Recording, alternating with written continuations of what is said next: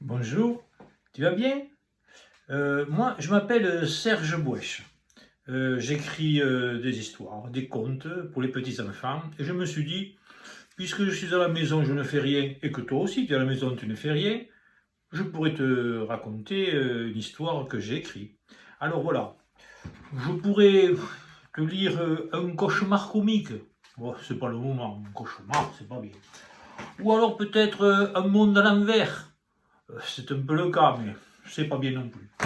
Je vais te dire plutôt un Noël sans cadeau. Noël, c'est pas Noël, mais tu vas voir que c'est quelque chose de spécial. Sans cadeau, c'est pas bien, mais tu vas voir qu'en fait, c'est bien mieux que ça. Alors on y va. Un Noël sans cadeau.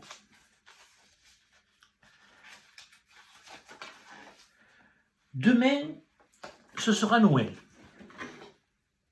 Et Titou n'aura pas de cadeau. Titou a 7 ans, et cela fait 7 ans que Titou n'a pas de cadeau pour le jour de Noël. Quand il avait 1 an, 2 ans, 3 ans, 4 ans, 5 ans, 6 ans, il n'a pas eu de cadeau comme les autres enfants. Maintenant, Titou a 7 ans. Demain, c'est Noël. Et il n'aura pas un seul petit jouet, pas un seul bonbon, rien. Pourtant, Titou est un petit enfant adorable, gentil et obéissant. Sa maman et son papa disent que c'est l'enfant le plus gentil du monde. Mais Titou sait que ses parents ne disent pas la vérité, car Titou n'a jamais vu d'autres enfants depuis qu'il est né. Et ses parents, peut-être non plus. Ils disent ça pour faire plaisir à Titou. Aujourd'hui, c'est le 24 décembre et Titou garde l'espoir d'avoir un petit cadeau pour Noël. Il dit à ses parents, « Maman, papa, est-ce que je peux mettre mes chaussures devant la cheminée ?» « Bien sûr, disent ses parents, avec une voix un peu triste.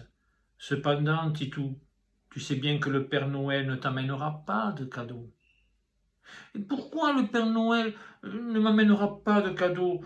Je suis gentil pourtant. » La veille de Noël, chaque année, le petit Titou pose cette même question. Il connaît déjà la réponse de ses parents, mais il pose quand même cette question avec l'espoir d'entendre une réponse différente, une réponse qui lui donnerait un peu d'espoir. Cependant, comme chaque année, le 24 décembre, ses parents lui font la même réponse. Titou, mon petit chéri, tu es le garçon le plus gentil du monde, mais le Père Noël ne viendra pas cette nuit, non plus t'apporter des cadeaux, car tu sais bien qu'il ne connaît pas notre maison. Il ignore même qu'elle existe. Je sais, dit Titou, mais j'aimerais tellement avoir des cadeaux comme les autres enfants. La maison de Titou et de ses parents est une petite maison construite avec des branches et son toit est couvert de paille. Sa seule richesse est une jolie cheminée construite avec des pierres que le papa de son papa a ramassées dans la forêt.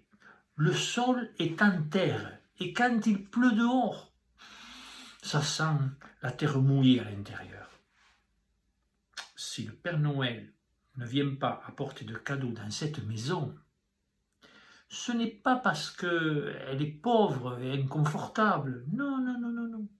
Si le Père Noël ne vient pas apporter de cadeaux dans cette maison, c'est parce qu'elle a été construite dans une grande forêt, au milieu d'une grande forêt, là où personne ne va jamais se promener.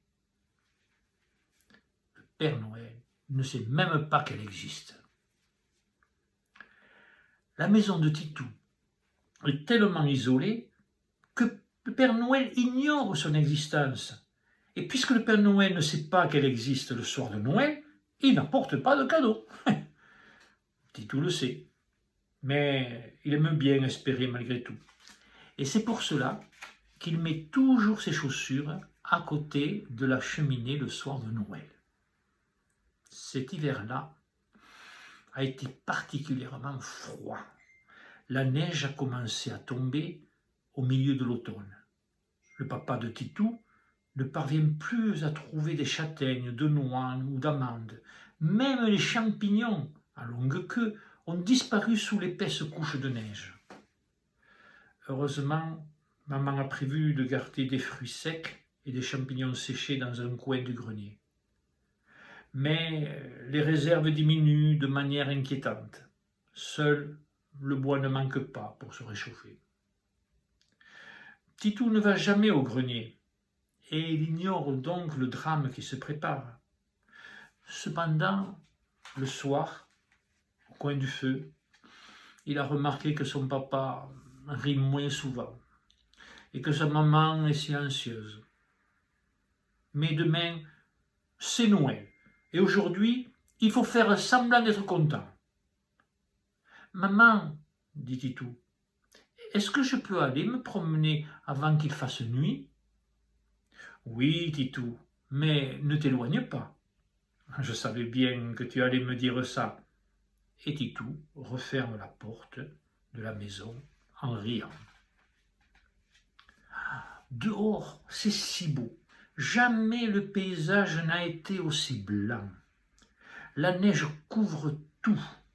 Le sol, les branches, les rochers, ce n'est que blancheur, silence et immobilité. Pas même un seul brin de vent. Titou marche, puis court, puis marche. Il aime le bruit que fait la neige quand elle se tasse sous ses pieds. De temps en temps, il se retourne pour regarder les traces de ses pas dans la neige. Il marche tout droit devant lui, jusqu'à ce qu'au loin, on ne voit plus que le toit de la maison avec un peu de fumée. Il va faire demi-tour quand soudain, il aperçoit là, juste devant lui, une grosse boule blanche qui se met à bouger.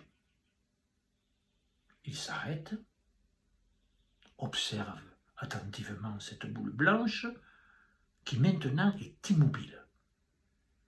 Il n'ose pas trop s'approcher. Il se demande même si ce n'est pas comme dans un rêve. On croit que c'est vrai, mais ce n'est pas vrai.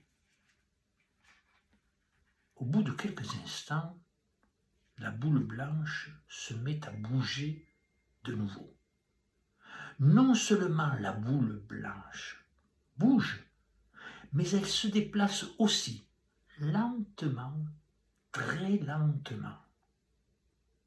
Alors, le petit Titou s'arme de courage et décide à son tour de presser le pas. Après tout, il a 7 ans, c'est un grand garçon, comme lui répète souvent son papa. Il s'approche de la boule blanche qu'il s'est immobilisée. Il ouvre les mains et la saisit délicatement, très délicatement.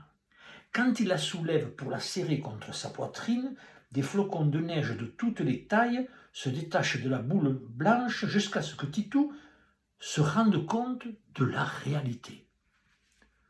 Ce qu'il vient de serrer contre sa poitrine, ce n'est pas une boule blanche de neige magique, mais tout simplement un petit lapin blanc. Ah! Qu'il est laid, ce pauvre lapin blanc. Ses poils sont ébouriffés et sales par endroits. Ses yeux sont gonflés et presque complètement fermés. Sa patte arrière gauche pend comme une chaussette trop grande, et il a une oreille dressée et l'autre pendante. Un vilain petit lapin. Mais il semble tellement malheureux et abandonné que le petit Titou a pitié de lui. Il décide donc de le ramener à la maison pour le réchauffer et le soigner, avec l'aide de son papa et de sa maman. « Maman, papa, venez voir vite, j'ai rencontré un petit copain dans la neige. » Quand ses parents voient le petit lapin en si mauvais état, ils pensent qu'il vaut mieux le relâcher dans la nature. Mais leur regard se pose sur le lapin, puis sur les 2 petites chaussures de Titou bien rangées devant la cheminée. Demain, Titou n'aura pas de cadeau. Le Père Noël ne viendra pas. Alors la maman et le papa de Titou comprennent vite que ce petit lapin est arrivé au bon moment. « C'est d'accord, dit papa, d'une voix forte et joyeuse. Moi, je vais le réchauffer au coin du feu et je vais lui soigner la patte et l'oreille. J'ai conservé quelques plantes qui valent bien mieux que des médicaments. »« C'est d'accord, dit maman, d'une voix douce et joyeuse. Je vais lui préparer une soupe chaude avec beaucoup de carottes. Il m'en reste quelques-unes dans le garde-à-manger.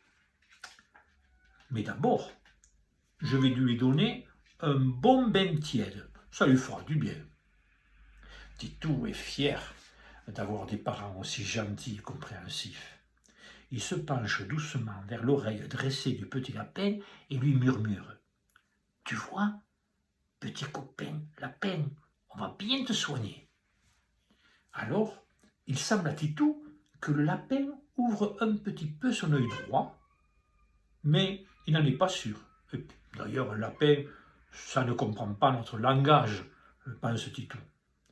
Le petit lapin a été lavé, sa patte et son oreille ont été soignées, son ventre a été bien rempli avec une bonne soupe tiède à la carotte. Le petit lapin est maintenant couché dans une corbeille avec un peu de paille au coin du feu. Le petit lapin ouvre ses 2 yeux qui brillent comme 2 petites étoiles dans l'obscurité de la pièce. Ah, il se sent bien dans cette maison, et puis il s'endort. La maison est silencieuse. Titou, maman et papa sont allés se coucher. Il est tard. Titou est dans son petit lit, bien blotti, pour ne pas avoir froid. Il ne dort pas encore tout à fait. Il sommeille. Il pense à son petit copain, le lapin. Il pense aussi à ses chaussures bien rangées devant la cheminée. Il sait bien que pour la 7e fois depuis qu'il est né, il n'aura pas de cadeau. Mais ça ne fait rien. Il aime s'imaginer que cette nuit, le Père Noël se rendra enfin compte qu'au milieu d'une grande forêt, il y a une jolie petite maison avec un gentil petit garçon de 7 ans. Et alors, il descendra par la cheminée et déposera tous les cadeaux qu'il n'a pas portés pendant 7 ans, et plus encore. Titou se met à compter dans sa tête, dans ses rêves, tous ces cadeaux.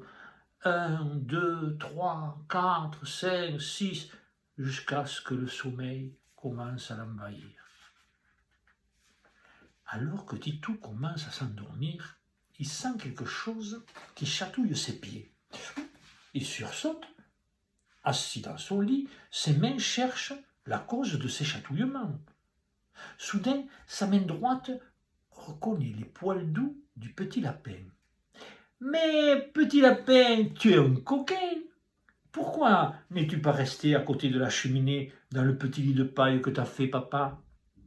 Peut-être as-tu peur du Père Noël? Mais non, ce n'est pas à cause de lui, puisqu'il ne viendra pas dans cette maison.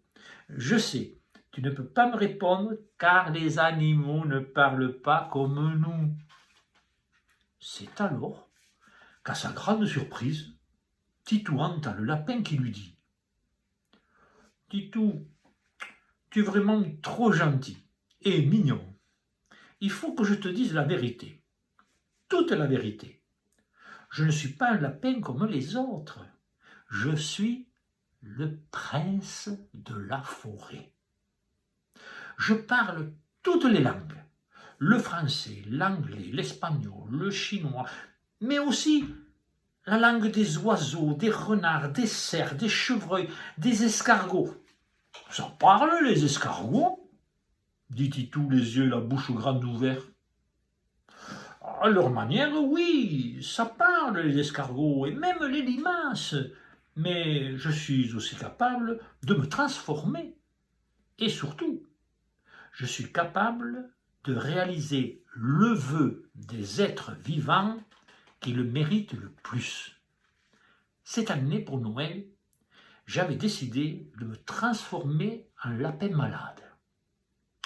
Je voulais rencontrer un être vivant, gentil, très gentil, tellement gentil qu'il mériterait de voir son vœu le plus précieux se réaliser. Je me souviens, l'an dernier, je m'étais transformé en petit oiseau tombé de son nid, alors... Mais bon, je te raconterai cette histoire un autre jour. Titou écoute avec beaucoup d'attention et d'étonnement ce petit lapin extraordinaire. Il est fier d'être son ami, mais il sait aussi qu'un jour, il repartira vers d'autres aventures. Alors, il y a un long silence. Petit lapin et petit Titou se regardent tendrement. Puis Petit Lapin interrompt ce silence par un long soupir traduisant tout le bonheur qu'il a en lui. « Ah, merci Titou, tu es adorable. » Où en étais-je ? Qu'est-ce que je disais, dit le lapin, en agitant avec vivacité ses longues oreilles bien dressées. Tu disais... Ah, oui, je m'en souviens. Je disais que je voulais rencontrer un petit être vivant, gentil, très gentil, tellement gentil, qu'il mériterait de voir son vœu s'exaucer. Eh bien, je suis très content car je l'ai trouvé. C'est bien toi le plus gentil de la forêt. Alors voilà, tu vas faire un vœu, et un seul, car tu ne pourras pas en faire un autre. Ça y est, petit lapin, je connais déjà mon vœu le plus précieux. Non, attends, ne te presse pas. Je ne veux pas t'influencer ou décider pour toi. Mais par exemple, n'oublie pas que c'est la nuit de Noël, que tu n'as jamais eu de cadeau depuis 7 ans, que, petit lapin, j'aime bien le vœu que j'ai choisi, ce n'est pas la peine que tu essayes de m'aider, mais je t'en remercie. Alors, vas-y, dis ton vœu, petit Titou. Ce que je souhaite, plus que tout, c'est que tu ne te transformes pas en petit animal qui souffre et que tu restes toujours mon ami. Car un ami, ça vaut bien mieux que tous les cadeaux et tous les jouets du monde. Et puis, le petit lapin alla s'endormit et Titou s'endormit aussi. Quand le matin arriva, quand Titou se réveille, il fait jour. La neige a recommencé à tomber et pourtant dans la maison, il fait plus chaud que les autres jours. Titou pense à ses chaussures rangées à côté de la cheminée.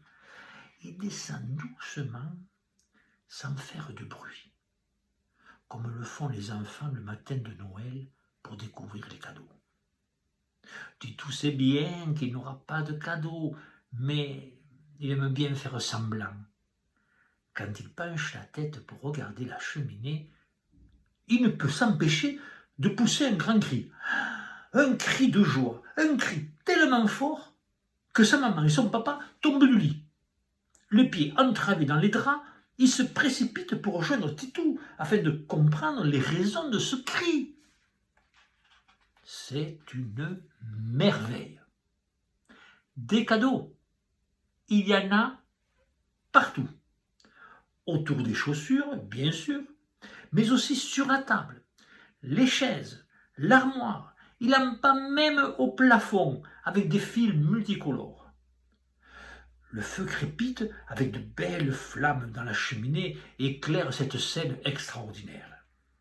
La maman et le papa de Titou restent muets. ils ne peuvent pas prononcer un seul mot.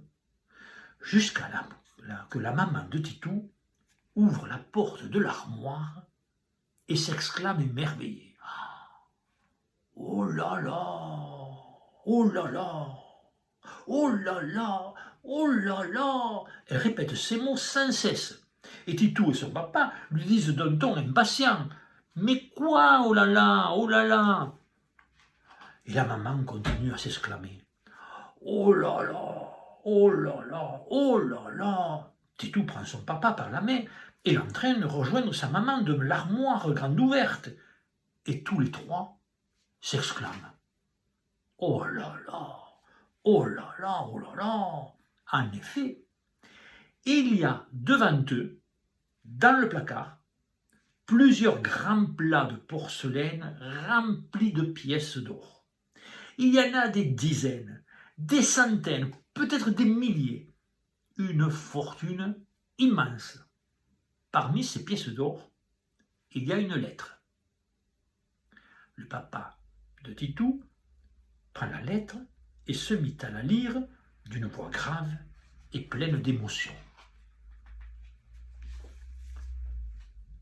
C'était une lettre qu'avait laissée le petit lapin pour Titou. Cher Titou, merci pour ta gentillesse et ton amitié. Merci pour le vœu merveilleux que tu as fait. Je reviendrai bientôt, transformé en petit garçon de ton âge, et je resterai toujours avec toi, ta maman et ton papa. Tous ces cadeaux, vous les avez bien mérités. Je vous aime pour toujours. Signé Petit Lapin. Postscriptum, j'avais oublié. J'ai prévenu le Père Noël qu'au milieu de cette grande forêt, il y a une jolie petite maison avec un petit garçon de 7 ans adorable. Il m'a promis que chaque année pour Noël, il viendra avec grand plaisir apporter de beaux cadeaux. Voilà. J'espère que cette histoire t'a plu et je vais même te dire une chose, puisque tu as eu la gentillesse de m'écouter et je me suis appliqué pour te le lire. Je vais te proposer de dessiner la maison de Titou. Alors tu vas prendre une feuille, des crayons, ce que tu veux, tu dessines la maison de Titou telle que toi tu l'imagines, d'accord? Ensuite, tu mets ton numéro de téléphone ou ton mail de tes parents en bas, ils t'aideront tes parents, et tu me l'envoies. Moi, je regarderai tout ce que j'ai reçu, j'en choisirai un, peut-être deux, je leur téléphonerai, et ce sera toi, peut-être bien, j'espère, avec qui je parlerai. Tu me poseras toutes les questions que tu veux, moi aussi je te poserai des questions, et quand le virus sera parti, qu'on sera tranquille, eh bien, je t'enverrai, ou je dirai plutôt à mon éditeur, les éditions Cédrap, qui t'envoie un petit livre comme celui-là, et je t'écrirai un petit mot dedans. Donc, j'attends ton dessin, et à bientôt.